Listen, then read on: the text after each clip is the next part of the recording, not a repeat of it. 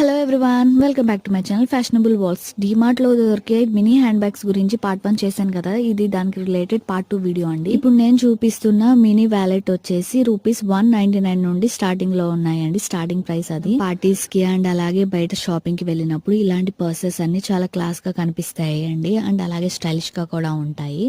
ఇప్పుడు చూపిస్తున్న ఈ బ్యాగ్ వచ్చేసి ఓవరాల్ గా చెరీస్ డిజైన్ తో వచ్చిందండి. ఈ ప్రైస్ వచ్చేసి ₹499. Makeup kits and face wash ఇలాంటి పెట్టుకోవడానికి చాలా యూస్ఫుల్ గా ఉంటుంది.